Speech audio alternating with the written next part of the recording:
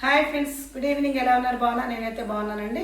ఈరోజు ఉలవచారు ప్యాకెట్లు తీసుకొచ్చారు, 4 తీసుకొచ్చారు, 30 రూపాయలు. చక్కగా అందరూ టిప్ మొత్తం చేస్తూ బాండీలో పోసుకున్నానండి. చక్కగా 2 ఉల్లిపాయలు పోసుకున్నా, 4 పచ్చిమిరకాయలు, కొద్ది జీలకర్ర, వెల్లిపాయ, 4 ఎండుమిరకాయలు, కొద్ది కరివేపాకు, దానికి కావాల్సిన పసుపు, కల్లుప్పండి. ఫస్ట్గా జీలకర్ర, వెల్లిపాయ వేసేసుకుందామండి. ఉల్లిపాయలు నెక్స్ట్ వచ్చేసి ఎండుమిరకాయలు వేసుకుందామండి. తర్వాత పచ్చిమిరకాయలు,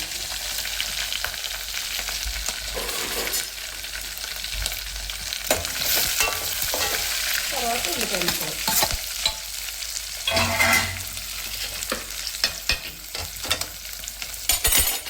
తర్వాత కరివేపాకు వేసుకుందాము. చక్కగా ఇది వేగాక అప్పుడు మనం తెచ్చిన ఉలవచారు ప్యాకెట్లు పోసుకుందాము. ఉలవచారులో చాలా ఉపయోగాలు ఉన్నాయండి. కిడ్నీలో రాళ్ళు ఉండవంటండి. చక్కగా వారానికి ఒకసారి తాగితే మంచిదంటండి. ఇదివరకు అయితే మేము ఉలవలు వేసేవాళ్ళం పొలంలో. వేసుకొని చక్కగా బట్టలు పండించుకునేవాళ్ళం. గిడ్డీలు పెట్టి చక్కగా ఎడ్డకి దానా పెట్టుకునేవాళ్ళం కనుక. తర్వాత రోజుల్లో చెడ్లు కట్టలేవు కదా, ట్రాక్టర్లు నాగలు కదా. ఇప్పుడు ఉలవలు వేయటమే మానేస్తామండి. కాకపోతే మా పొలం రేగడ పొలంలో మాత్రం ఎప్పుడు ఉలవలు ప్రతి సంవత్సరం అయ్యాయండి. మేము ఎప్పుడు తక్కువ ఉంచుకొని కాస్త ఉలవచారు పెట్టుకుందానండి. మా పిల్లలందరికీ కూడా ఇష్టం అండి. ఇది చక్కగా అన్నింటికి మంచిదండి, అరుగుదలగా ఉంటుందండి. చక్కగా తింటానికి కూడా కొద్దిగా మింగడేస్తుందండి. చాలా టేస్టీ ఉంటుంది, చాలా మంచిగా అనిపిస్తుంది. చక్కగా వేడి అన్నం మింగడ వేసుకొని చక్కగా ఉలవచారు పెట్టుకుంటే చాలా బాగుంటుందండి. మేమైతే కనీసం వారానికి ఒకసారి 2 సార్లు కూడా తెచ్చుకుంటూ ఉంటామండి. ఈ మధ్య కొంచెం గ్యాప్ వచ్చిందండి. మనం తెచ్చి కూడా వారం అవుతుంది పిల్లల ప్యాకెట్లు.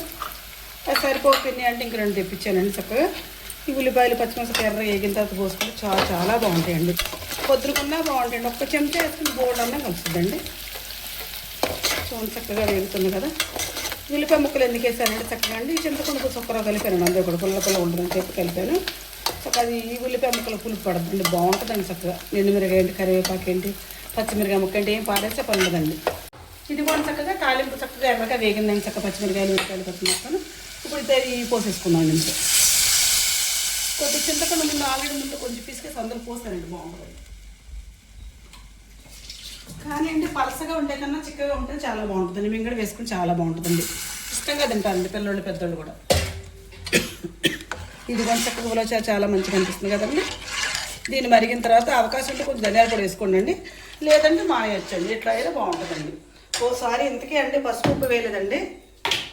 ఇదిగోండి కొద్దిగా పసుపు,